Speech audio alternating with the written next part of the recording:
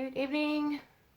Hey everyone, just waiting for everyone to get the notification to say hi Dee, thanks again for joining. Sorry about that. I just needed to check on our guest if she will be joining us. So we're just waiting for her to come on. We're going to be, tonight is, it's Wednesday, of course. It is our first talk on PCOS. September is PCOS Awareness Month. So, as I said before, I've got my teal on, wearing my teal in support of PCOS awareness.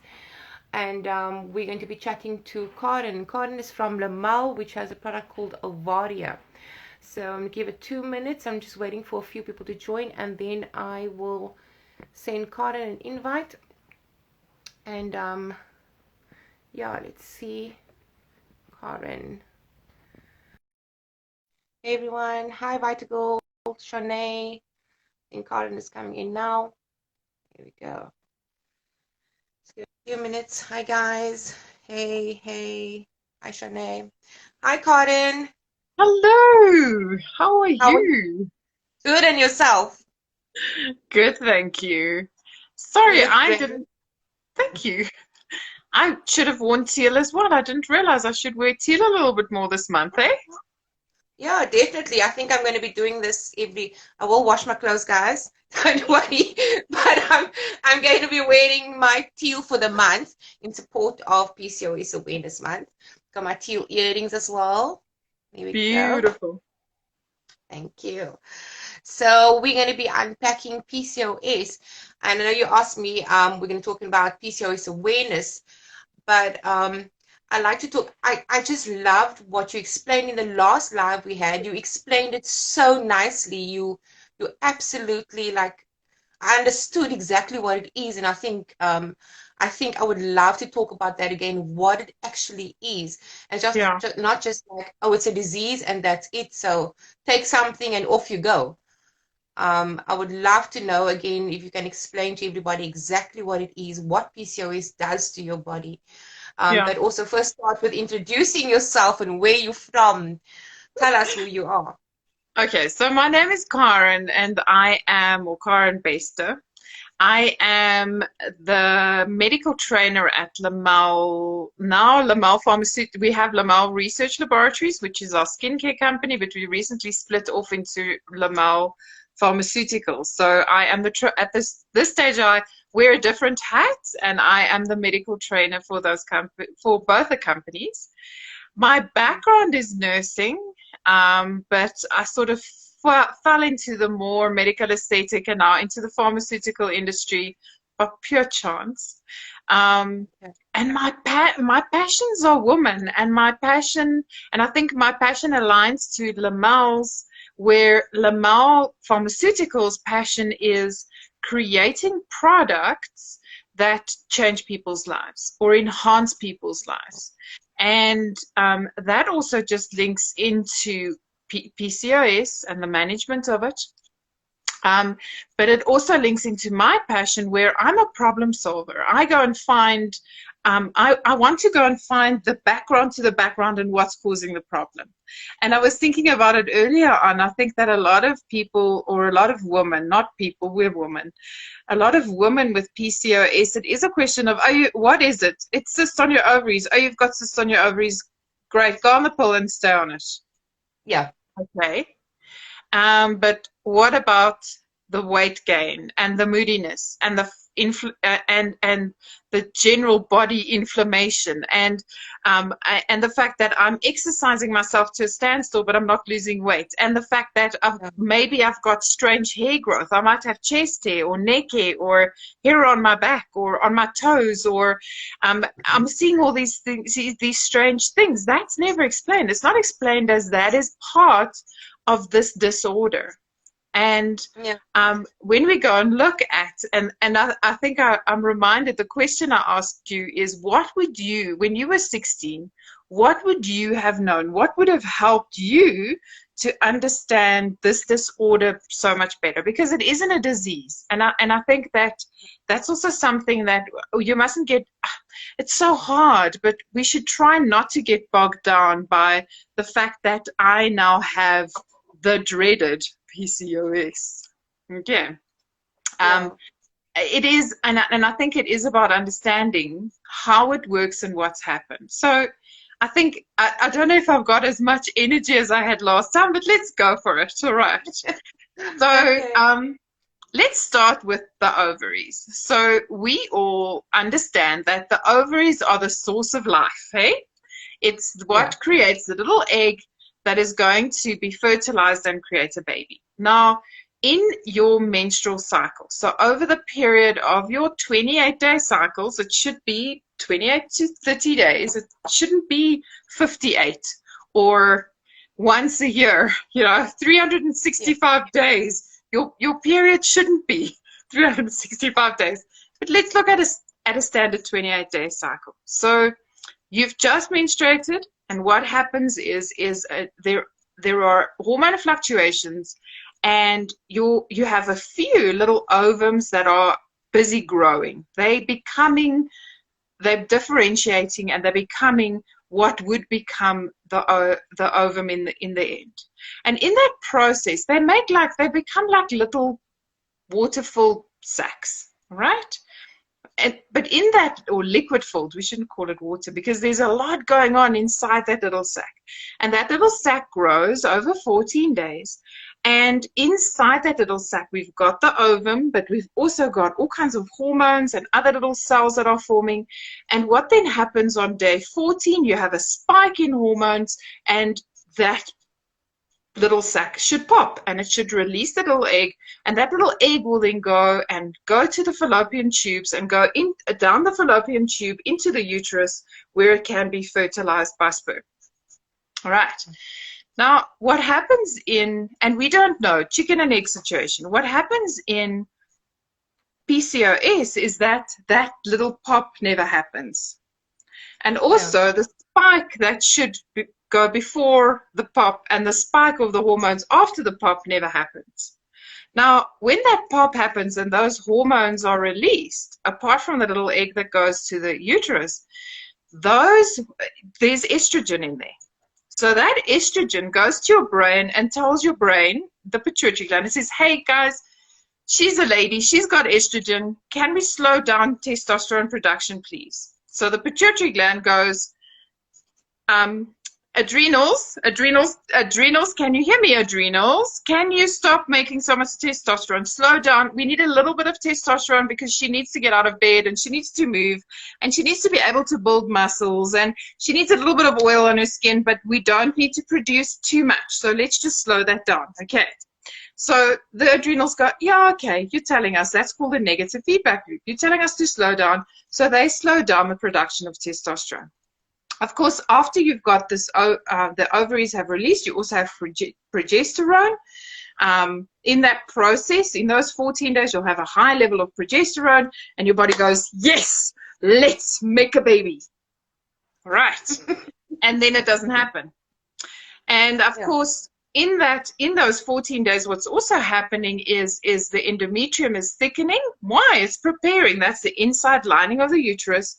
It's preparing to have this baby plant in. So that's like the nest for the little baby if that egg does get fertilized, right? So we have nice thick endometrium. It's like a down blanket that little ovum will will feed into. And then it isn't fertilized, and then everything just gets dumped, you menstruate, and the process starts again. All right. Now, this whole process, what also happens, so the estrogen that is released triggers a whole lot of things. It's not just about slowing down testosterone, but it gives us our female features. It gives us our boobs. It makes sure that we don't grow coarse hair. All of those things. Now, what we also know about PCOS is that in polycystic ovarian syndrome, you don't have the estrogen triggering the brain to tell the adrenals to stop making or slow down the production of testosterone. So you have this increased level of testosterone. What also happens is in your bloodstream, your hormones can flow around as free molecules, all right, or free hormones, or they can be bound. Now, in PCOS specifically, we know that there's this thing that testosterone specifically is bound to called SHBG. Sounds like a swear word, but it actually stands for sex hormone binding globulin. That's so unsexy. But anyway, it binds testosterone. What it does, it's like the nanny that walks the toddler to the nursery school and says, okay, at the nursery school you're going to work. Now, SHBG does that. It takes testosterone and it goes, no, don't link to all of those. I know you're distracted. You want to go and link to all of those testosterone receptors. Don't. We're just going to the hair follicle because we're going to create a little bit of hair growth there. In that area, we want coarse hair. No, you can't go to that space. On the face is not allowed. Underarms, bikini line. Go there, right? But in PCOS, there is no nanny, or there's very little nanny. So you've got all this testosterone going all over the place and triggering all these male receptors on cells. So what happens is we get hair growth in strange places. We also have a situation where in some cases we have male pattern baldness. We have oily skin. We have acne. We have a deeper voice. Some patients have so much testosterone around that their body changes, so they have more of a male build, right? And that's just because our little ovary didn't pop. Now, what we know is a forerunner to that is the fact that the ovary needs a lot of glucose, and for some reason in PCOS we also know that there is insulin resistance. So now we have to talk the insulin talk. So we've spoken testosterone, but now what about insulin? Now people go, insulin resistance, diabetes, high glucose, what? Okay, lots of stuff going on. All right. It's actually quite easy. So, do you remember now I can't remember, Indiana Jones movies? Where when he goes into a tunnel and he steps on a specific tile and something opens up and arrows come out. Now, insulin does the same thing. Insulin goes, you've got your little cell wall. And what insulin but you just told everyone our ages now, Karen. Are there told everyone our ages. Are there other movies that happened in? It's just such a good explanation. Something. So on your cell wall you have receptors. Now a receptor is like a keyhole, and you also have little gateways. Now on your cell you have insulin receptors, so they're like little keyholes. So insulin comes along and it links to the receptor. And it doesn't turn the receptor, but it links to the receptor. And when there's insulin in the insulin receptor, the doorway opens up. That's called the GLUT4 pathway. And glucose can run into the cell. And of course, the cell can use it for energy. Now, in PCOS, there's something wrong with the key. Not with the insulin. There's something wrong with the actual keyhole, with the receptor. So the cell can't link, the insulin can't link to the cell, and the cell can't open that doorway. So you can have a lot of glucose in your bloodstream, but your cells can't use it. So what your cells are continually going is, we're hungry. And then the doorway opens a tiny little bit, and 1 or 2 pieces of glucose go into the cell, and the cell goes, oh, we're still hungry. Can we have more, please? And then your pancreas goes, but there's all this glucose here. What? There's all this glucose. What's going on? And it says, well, if there's glucose, it means that the insulin there can't be insulin because it can't see the insulin. So it produces more insulin. So it pumps more insulin into your body. And now you have a bloodstream that's full of insulin and full of glucose, but the cells can't access it. They can't use it. So your cells are continually telling you you're hungry. What does your brain go? Your brain goes, you're hungry, eat something. So you eat something. Then your body goes, okay, these cells aren't being fed. Let's slow down her metabolism, because if we slow down her metabolism, the cells won't be so hungry, but the glucose is still there. So the liver goes, dude, this is a mess. We need to get rid of the glucose. Let's go and shove it into the fat cells. So the fat cells then absorb the glucose. They transfer that to free fatty acids. Your fat cells enlarge to the point where they can't anymore. Then they start releasing free fatty acids, which then means long-term PCOS, you can have changes in your lipid profile. So you can have high cholesterol. And that's all triggered because the ovary can't receive insulin, can't receive glucose, doesn't develop properly, and doesn't pop. Wow. So what do we do at Lamel? We produce a product because we realize that, and I was looking at the data earlier on, 5 to 15% of females in fertile age will have PCOS. Right. Yeah. Now, in South Africa, if we use, and unfortunately, that number is by diagnosis in infertility clinics. So we only pick up patients with PCOS once they've been diagnosed with infertility, which means that they've probably had it for a while. Yeah. If we look at the South African statistics, that means that between 900,000 and 1.2 million females or people in South Africa have PCOS. Okay. So Dr. Bradley is our mastermind. He finds research. He finds 22 papers on an ingredient called myo-inositol. Now, myo-inositol is a food. We get it in legumes and lentils. It looks like a vitamin B, but what myo-inositol does is it helps insulin work better. So it changes those keyholes so that insulin can link, so that the GLUT4 channels open, so that glucose can run in. When glucose is running in, your cells go, yay, we're being fed at last, right? That ovary develops properly because our brains and our ovaries are the two tissues that need a lot of glucose. So that ovary then develops properly.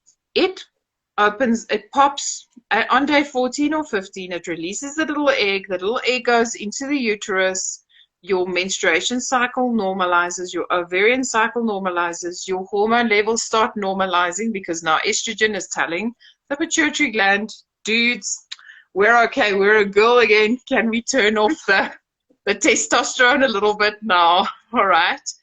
The testosterone lowers your sex hormone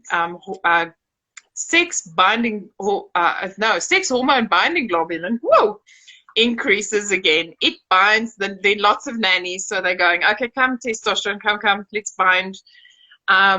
You have improvement in oily skin, acne, hair growth. Unfortunately, there are no trials on hair loss. We need to go and find those, but definitely on the male pattern hair growth. And it's just by going back to the source and going, okay, how do we fix this?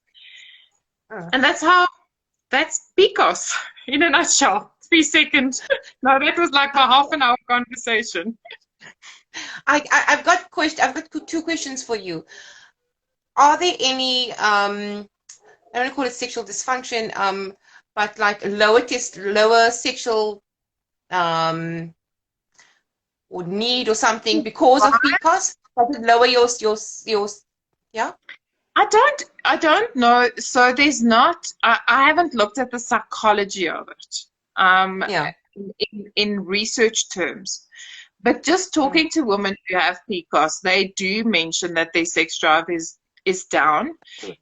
But I also think it's related to mood and it's related to what you look like. So the first lady, I can remember probably about 12 or 13 years ago, I picked up a patient that had very resistant acne.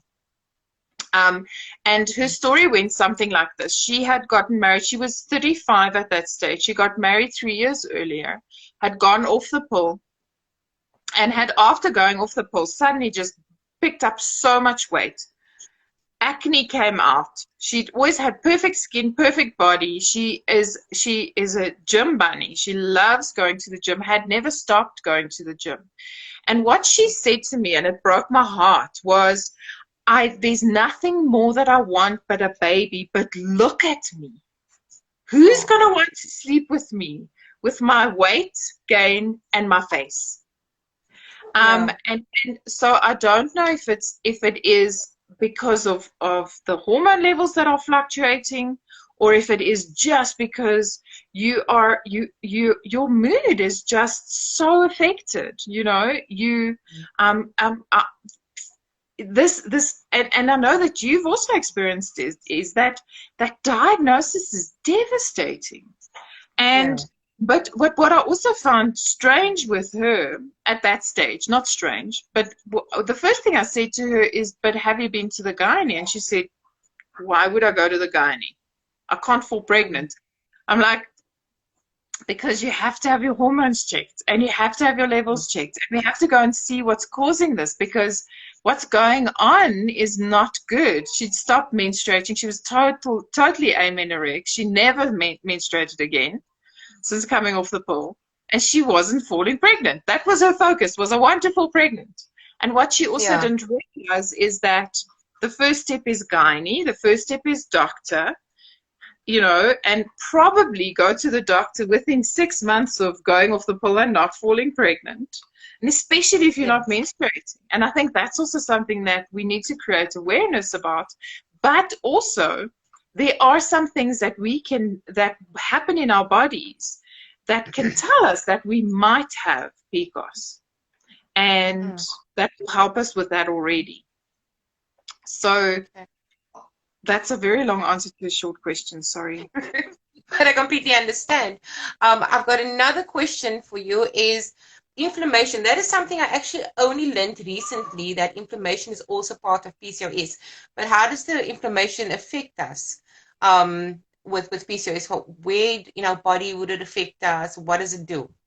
So I think at this stage we are learning about inflammation in our bodies, and it's also something that there is more and more research coming out that if we have, so in situations where, for instance, where we have PCOS or hormone fluctuations, what happens is the cells act as if they are injured. So they go, "This is not normal. I must be injured."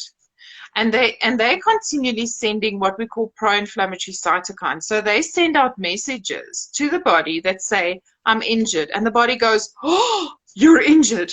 Let's send stuff there and see if we can fix it." But there's nothing to Yeah. fix. So what happens is the tissue in that area becomes, I don't want to say it's not like it's mutated and it becomes cancerous, but it's not doing the function of all your cells is not good. And that's also why that's one of the things that I would seriously suggest is that if you do have PCOS and you are struggling with your weight, don't just drink Ovaria, but visit a dietitian. Let her do some blood levels, because she can go and actually look at the inflammation in your body. And what she'll do is she'll actually adjust your diet. And with diet, we know we can fix inflammation as well. So the Ovaria isn't at this stage, and also I can only claim things that are researched. Yeah. The Ovaria isn't going to necessarily fix the inflammation. It'll look at the glucose, but I think that's also something that is something that we need to start maybe educating on and looking at in a little bit more detail when we do have any chronic kind of condition. Will have an inflammatory Wow. arm to it. Wow.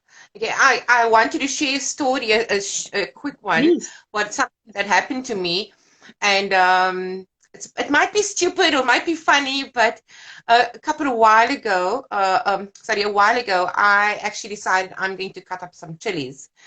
And I cut up a whole lot of chilies. I love chilies on everything. And I think it was just before Christmas or something, and I just cut up a whole lot of chilies. I'm going to throw chilies on everything. Cut up the chilies, want to put it in the jar, and my hands started burning. My hands were inflamed and I went to the doctor, went to the emergency room the night. It was like after 12 at night, because nothing that I put on my hands or nothing that they wrapped my hands off or hands up with was helping. So, and then I thought myself, like, I started researching, like, what can I put, because I just couldn't anymore with it. And apparently it's because of the inflammation, because of dealing with PCOS and because of inflammation, that the chilies itself affected me that bad. If I hadn't had, I don't know if it was that, but you know Mhm. what I read up, that is why it affected me that bad. Anyone else that cut up the chilies was fine, but if I Yeah. touch something like that, Yeah. that's it. I mean, I've never experienced a burn like that on my hands I ever. know. That's, it's terrible. It was a terrible story.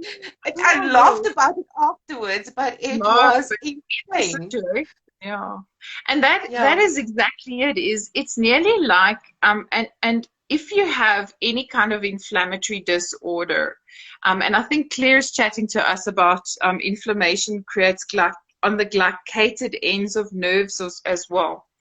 Um, if you have a tiny little bit of something and you push it just that little bit more, so if you have a tiny little bit of inflammation, so those messages aren't working well in those cells, or they are already a little bit sensitive, and you push it a little bit further, then it goes over it takes on a whole new scope of inflammatory response. And that's exactly what you're saying, is it is yeah. very easy to get very inflamed if your body already has got these challenges with inflammation. Wow. And it's something that we will, and I'm sure as we go into time, because of the research, we know that inflammation causes aging as well. And Yeah. it's not just related to things like acne, and it's inflammation that you can't see. It's not like you're swollen or red or anything like that. It's just that if we look at your cells, we can actually see that your cells are going, don't like what's happening to me right now. It's enough. All right. Yeah. Okay, so Claire's saying that vitamin D is very helpful for inflammation. Thank you for that, Claire. Especially in PCOS as it binds advanced, let me just read it. Glycated, am I saying it right? In products that increase oxidative stress. Thank you very much for that, Claire. Someone is asking a question there as well. Okay, not PCOS related, but 19 fibroids removed out of my womb. What can I do for fibroids not to grow back? We actually had a talk on that, Shanae. I don't know if there's anything that you can answer with that, but we have, Um, yeah, sorry about that, Shanae. What you can do, I have had other talks. Go over to my YouTube channel. There's a talk on fibroids, and you can actually go and have a look on that. And we also have these talks all the time. I will be sure to do another talk on fibroids, and hopefully can answer your question. Or send us an email, and I can actually send it to one of the doctors, fertility specialists, that will be able to answer you on that. I'm going to, okay, Carisha, what about the B12 and magnesium deficiencies that PCOS patients suffer with? Maybe you can answer that, and how will just inositol alone assist with this? So my inositol does not assist with this, and that is when it's very important. So we know that there are deficiencies that are associated with PCOS, and that's where your dietitian becomes very, very important. Because what they do is they'll actually go and do blood tests and look at your levels. So just going, because I have PCOS, I must be deficient in these things. I think that's not maybe the best idea, all right? And I would definitely, if you are looking at diet and adjusting your diet, it's very much a good idea to go to a dietitian. And also, I think we must just be careful of just following blindly what people say, so just load on. And I've seen that. I know that at a stage I had to take one of our other supplements to a dietitian who said that she looks at every supplement that she prescribes to her clients, because what she's found is stupid little things like you drink this capsule and that capsule and that capsule, and they all have vitamin C in them, and your body can only absorb so much. Yeah. And then you sit with kidney stones because now you've got this excess. So we do know that specifically magnesium, and what was the other one? The shortage, B12. B12, What yeah. about B12? Yeah. Yeah, B12 and magnesium, and we B12 B's our B vitamins, we have to also be careful with how much we take. So I would suggest please just, it should be I really think that it should be a yearly or a 2 yearly, just check in with a dietitian. They're very Yeah. specialized. And like Claire, who is online at the moment, I'm just promoting her business. She herself has PCOS. And Yeah. so it's a big passion for her to look after patients who have PCOS. So we, yeah, I rely on her advice. I know Claire's great. Claire's absolutely. Thank you, Claire. Claire's absolutely I think great. she's Love having brand, her. but Yeah. I'm sure she'll watch on IGTV just now. Okay. All right. Okay. So thank you very much again. If there's any questions, you guys can I have to run Happy PCOS Awareness Month. Thanks, Claire. Let me just see if there's any other questions. Hope I didn't miss anyone. Okay, so yeah, is I think then we just answered Lone Maleka's question. Is inositol any helpful with treating PCOS? I think you have just heard I think you have to take it with something else. Make sure that you go to a dietitian and find what the vitamins is that you need for your Yeah. body. I've also heard in the past that you don't only have like one type of PCOS. So they are, it can, because, and this, it is a complicated condition. Yeah. Because as I've explained it in my most simplistic way, there are so many things that have knock-on effects. It also depends on how long you've had it. It depends on where you are in it, and that's why I would really look at going to specialists, because if you can. So for instance, I've got my daughter's 21 and she's been diagnosed with PCOS. We've gone a whole path with her, and I have put her onto Ovaria because I know long term I want her to be able to have babies when she wants to. I want her to not be worried about her weight, and she does struggle with her weight. But it is about having it sorted. Don't ignore it. Don't go, I've just got PCOS and I can stay on the pill and that'll be okay. And one day when I want to have babies, I'll sort it out. I think it's about looking at changing your lifestyle and being aware. It's like having any kind of condition. So if you have diabetes, I know diabetes can kill you, and we shouldn't compare, but if you have diabetes, you're going to go, I cannot eat a chocolate 3 times a day and drink a Coke and run a marathon without proper support.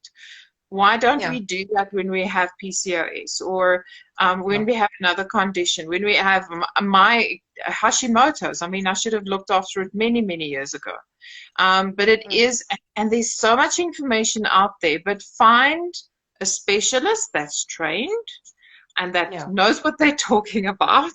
And I always like the research backing. So if a person can talk from a trial, that's that's very important. Definitely. And create a healthy lifestyle, because it's going to, in the future, you're going to see the impact of that being very, very positive. And it's manageable. But I'm also a great believer in, there's so much help out there. Let's go call on it. That's exactly what I'm saying. Is that we never ever had the amount of information that you can get these days about PCOS or infertility or anything out there. There is so much help out there, and we are helping women, even if you just been diagnosed and don't have a kid now, like you were saying. At least treat it now and prepare yourself for when you want, and to almost making things easier for yourself.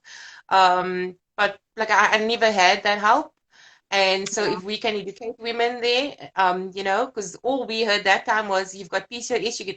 All I was told by the doctor, you've got PCOS. You're gonna struggle to have a baby. Went home and said, oh, I've got PCOS and I'm gonna struggle to have a baby. I mean, 16, what do I know? I'm like, okay, it's fine. I don't want a baby, at 16. I'm cool with that. So it's great. I'm not going to have a baby. Yay. Right now. That was your thoughts. that was your thought at the time. Of But now course. there's so much out there, and I'm just glad that we can. And it's PCOS Awareness Month, so we're gonna try and do as much as possible. And I just want to say thank you to Con for always taking the time out to come and do these talks. Oops, sorry, my turn. Always, always coming to do these talks, and yeah, and I just love the way you bring it across and explain everything to everyone.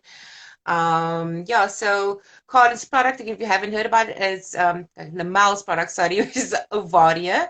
It's for the treatment for the treatment of PCOS. And yeah, thanks again for joining us. It's an absolute And pleasure. yeah, we'll see you next month again, I think it is, over on Yeah. Facebook. And I think then we're Perfect. talking about sex, eh? Yeah, that's a good one, ladies. If you Obviously. if you if you Talk don't about follow me on Facebook, bonding. it's all about we're going to be talking about sex next month. So thank you very much for joining us, guys. Okay. Thank Thanks very you. much, Thank you, Carmen. everybody. Bye-bye. Pleasure. Bye. Bye.